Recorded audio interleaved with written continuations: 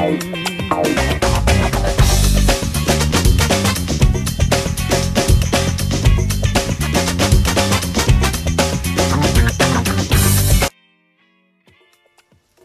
you look down at the camera. Hi, and welcome to Par Breakers Premier Golf Academy Live here on Sunday nights at 6 o'clock. This is our first show. Of course, had a couple of technical difficulties with some audio problems, but hopefully you guys can hear us and we'll be able to get going. And you can join the chat group. So we have Ed is going to take a look at our chats and our questions, but today what we're going to look at is the impact zone and how it affects your golf swing and why it's so important, and really why no matter what kind of golf swing you have, what happens in that moment of truth, the impact zone, which is pretty much right in between your hips here. So when you set up, as you're coming into impact, as soon as your hands are inside your hip line and then you're through and your hands are outside, that's really the impact zone. So when we get into that zone, what's extremely important is that we square that club face up. Okay? So the best way to make that happen really is to not let your hands get too involved. What we see a lot of players doing is they want to bring the face and their hands past them, okay? And that's going to basically keep the face open as it goes across, and the ball's going to get side spin. It's going to go off to the right, okay? So what we want to think of is how can we keep our hands in front of us as we rotate through the impact zone. So when we set up, our hands are directly in front of our sternum here. They're right in front of our center, okay?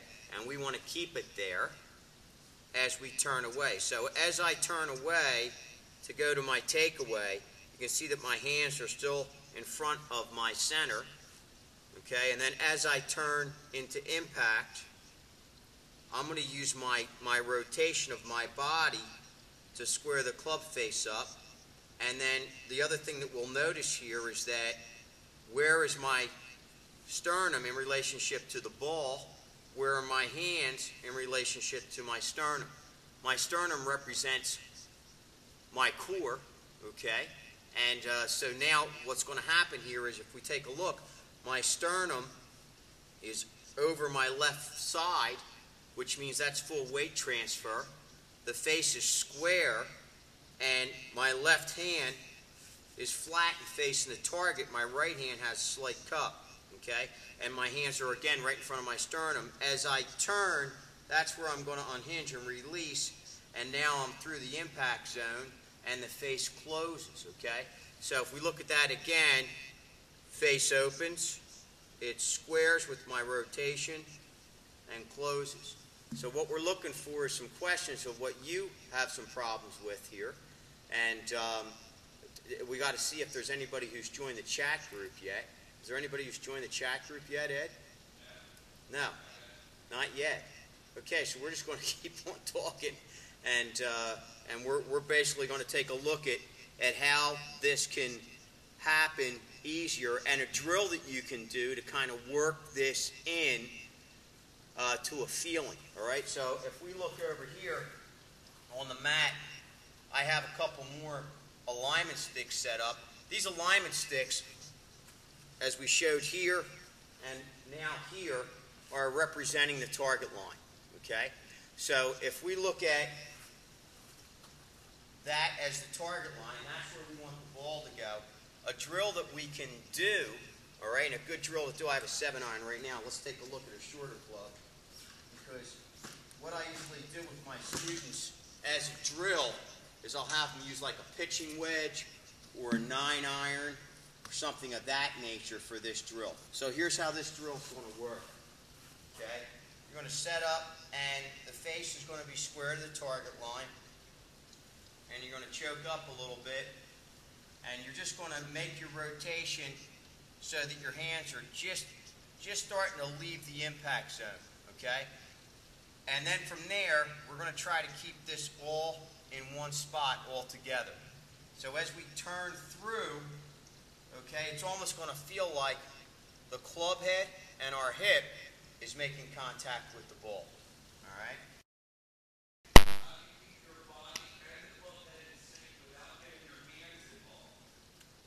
Well, that's a good question. So the question is, how do we keep our body and the club head in sync without getting our hands involved? This is difficult, okay? A great way, and I'm going to answer that in one question. I want to share, or in one moment. I want you to see this drill first, and then what we're going to do is I'm going to show you another drill that can help that happen, to get your hands to be passive. Okay? So right now what we're going to look at is this drill just for a moment. This is really to help you feel your body turn through the shot. So if you're right to here, this is all going to stay together, and as you turn through, you're going to end up at the same spot, and the shaft is going to point at the target line. The ball's just going to go right to the target. You can see how my lower body is rotating. Now, if we look at this question that we just had, is how do we stop our hands moving independently from our body? A great way to do that is when you're set up and ready to hit a ball and do this drill, just stand up straight and get the club vertical. Okay, so if I do that in front of you here, here's the ball. I'm going to stand up straight and get the club vertical. Now, here's what's going to happen. My hands are going to stay in front of my center. I'm just going to turn my shoulders away, okay? So if I just turn my shoulders away, my hands are still in front of me. Now, as I turn through, I want to think, don't let the club head outrace my hip. If I do that with my hands, the club head has outraced my hip, okay? I don't want that to happen. I want the club head to move at the same rate, and I want my hands to move at the same rate. So in other words, I'm just going to keep my hands right here and just turn through. Now, if you notice, my hands did not roll over, okay? They're not active. See, as soon as I roll my hands over, I'm closing the face. If I don't roll my hands over, I'm holding the face off. So if I'm here and I just turn away and turn through, let's do that in a little bit, like almost like slow motion. You'll see the toe starts to point up towards the sky, and then I'm going to keep it even with my hip. I'm just turning my entire body now. The face squares, and then the toe starts to point up again. Okay? So here's what happens. If you do that drill here, you'll notice that my hands aren't doing anything, but the face is turning over. Okay? So, and that's due to the rotation of my core. So if I keep my hands here and I just bend down a little bit now, getting closer to impact, I can feel that same thing here, here. Now, if I go down more, it's the same thing. I want you to know that when I get to this point, my weight is on the inside of this foot. Notice how my knee is not straightened out. It's still flexed, right? So that's important, to keep that weight on the inside of your foot. Let's think about other sports like baseball. With baseball, if I'm ready to hit a baseball, my weight is on the inside of my foot, okay? And then I push towards and then swing the bat and move through it and try to get my shoulder to where I want the ball to go. If I let my weight move to the outside, everything is shifting away, and now what am I going to do? I'm hitting the ball right. So a lot of times when you hit the ball right, it's improper weight shift. Okay? So do we have any other questions there, Ed? Okay, so this is the drill that we're going to use to help keep our hands in front of us, okay? And remembering that the main thing that causes inconsistent shots is that your hands are taken over, okay? At a 99% of the players that I see, they're handsy, okay? So we need to eliminate your hands, and we need to get your body more in a feeling of rotation, okay? When you throw a ball, what happens? Well, you grab the ball, you turn. As you start towards the target, your arm doesn't do anything, does it? No, you don't start like this. So it's the same thing. When you're at the top, you don't want your arms to start down. You're just going to turn. Your arms are going to drop as via the turn, and then your hands are going to stay close to your body. You're just going to turn right through it. So if I go to hit a full shot, now this is a wedge. So I go to hit a full shot, as long as I'm still on that plane, as I turn through it, and that time I stood up a little bit. So there's another problem that players, when they hit balls thin, if they stand up at the backswing, that's what's going to happen. Here's the difference between me and all the other instructors that you see on like the Golf Channel and things like that. I'm a human being. So are they, okay? But a lot of the times they're not going to demonstrate stuff because if we look at all the best players in the world, they all make mistakes, okay? And so do I, and so do you, okay? And it's due to how do we find out what's causing that mistake? All right, so we have to stay in our posture, and we have to really finish the shot and turn through it. You can see how I'm in balance. Take a look at my back foot, and where is it? Okay? And if we were to look at me from the side here, you'd see that my head is right over top of my left side. Okay? So, understanding again, impact. The impact zone happens in between here, and if your hands aren't in front of your core, it's not going to work. So, through geometry and physics of the golf club and the way it works, 4 things have to happen in order for the club head to be square. The first thing is that your left wrist has to be flat and facing the target at impact, okay? Which would be there, that's impact. Your right wrist has to have a slight curve or supination in it, okay? And your hands have to be in front of your sternum, and the shaft needs to return to semi-on plane. So I think we have another question.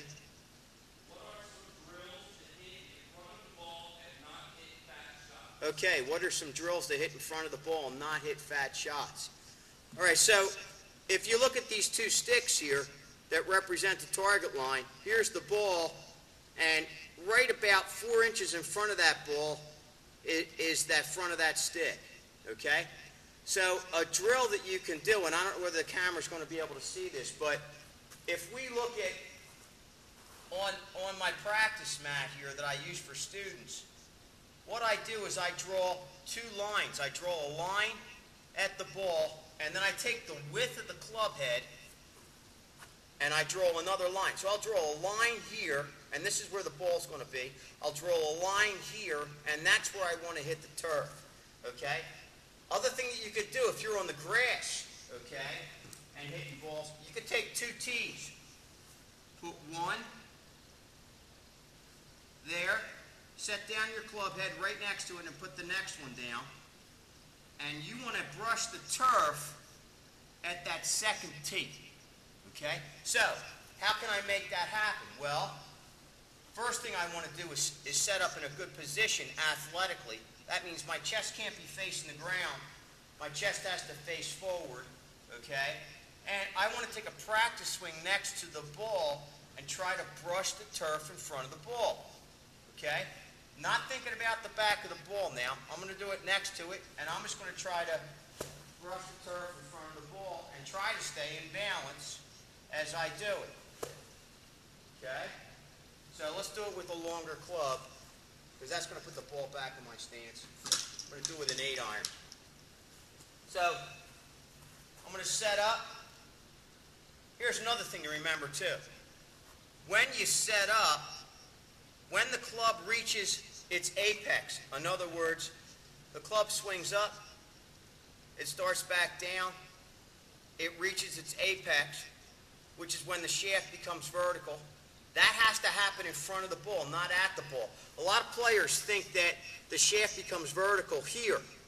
Okay, the shaft's not going to become vertical until there, which means that when it's hitting there, it's got to be ahead. So if you set that club on what's called the leading edge, which is this front edge, okay, right here, That's the leading edge right along here. So here's the face, okay, and here's the front leading edge, all right? That's where you're going to set it. So if we set that down on the front leading edge, okay, the shaft's going to lean forward a little bit. So this is an 8-iron. When you set up, you want the butt of the club to kind of point at your belt loop, left of your navel, okay, if you're a right-handed player, or on the target side. No matter what, whether you're lefty or righty, it's always going to be on the target side, okay? So that belt loop is going to, that's where the center of that swing arc is going to happen, okay? A lot of players make the center of the swing arc happen at the ball. We need it to happen here. So when we swing, the club is still moving downward and then through. Now, another thing that you can do when you're brushing that turf is, as a test to try to, and this helps you feel like you're hitting down and through the ball, we're never really hitting down on the ball. We're hitting through it, and then the club reaches its bottom, okay? What we have to remember is this. The best way to make this happen, too, is that when you're striking the ball, I want you to notice how my entire body moves forward and ahead of the ball, and my sternum is over my left foot. My sternum, you can think, my sternum has to be over my left toe when I strike the ball with all of my irons. So if my sternum is over my left foot, I'm going to hit down and through the ball. And then I'm going to be able to come to a full finish. So now when I hit the ball, it's still going to go to the target, even if I don't hit it exactly square. Okay? That, you heard it had a little hollower sound. I took that a little bit off the toe, but the ball still went to the target. So thinking, I set up, I'm pointing at my near field target, basically, or on the target line. I'm setting this at my belt loop. I take my grip, and then I take a practice swing and hit the turf in front. So I feel comfortable. Then I go and hit the turf in front. Okay? That has to happen every single time. So a drill that you can do is basically always be looking in front. It's basically about 4 inches. Always be looking in front. If you can, get a mat, get a small mat, and draw lines on it. And try to hit the front line. We're going to a bunker and try to draw a line and put the ball behind the line. Not thinking about, you're not trying to hit the ball out of the sand. You're just testing the bottom of your swing. That's got to be on a level surface, though. So that's one thing that we can do. So any other questions, Ed? No?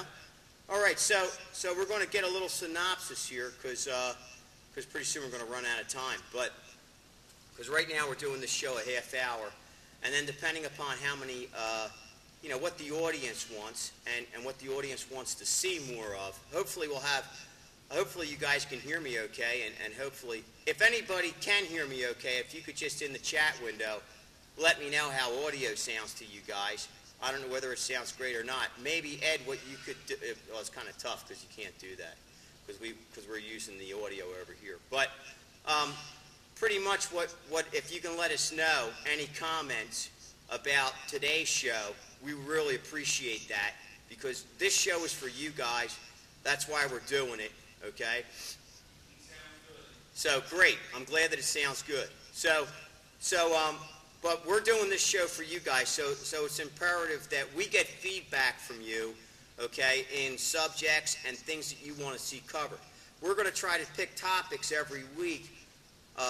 Sometimes you're going to have to help us out, and because we want to make sure that we're covering what you want to see covered. But we have the option that we're here in Oaks, and Bob can take a quick little pan of the facility, and you can see that we have a pretty nice sized facility here over in Oaks, and that's why right now, we're in Oaks, Pennsylvania, which is just west of King of Prussia, Pennsylvania, and outside of Philadelphia suburbs. It's raining like crazy outside right now, and we're broadcasting this show to you live. So we can do anything in this facility. We build it so that we can teach any part of the game and any time, no matter what the weather is or whether it's dark or light. Okay? How can I generate club head speed without feeling like I'm overswinging? Well, that's a good question. I'm not going to have enough time to answer that question tonight. But what I want you guys to do, if you can, and we can definitely look into how do we generate more club head speed next week. That's a great topic to cover. And maybe what we'll do is we'll go in the simulator and we'll see how we can make that happen in there. Okay? We'll look how it relates to other sports. So if you guys want to write me, you can go to the website, which is parbreakers.com, and click on Contact Us. In the right-hand corner, there's like a little email button, and you can hit that button and email me. Or you can just write to parbreakers@gmail.com, or for the show comments, you can write to parbreakerslive@gmail.com, and we'll try to address those questions in upcoming shows. So hopefully you guys have had an enjoyment of this. We're just going to do a quick synopsis once more as to understanding that how your hands is what we started with, which is how did your hands stay not involved, right? So how do we keep our hands in front of us? And go back to this drill, all right, where you're right in front of yourself, your hands aren't moving, your shoulders turn away, your entire body turns through. Your hands don't do a darn thing. Another drill that you can do that's similar to that is this.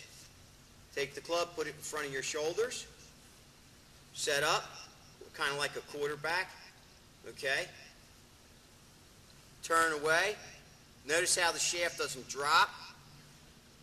Level, turn through level, okay? So that's going to keep your shoulders level so that when you hit the ball, your shoulders are level, you're going to get through the shot better, okay?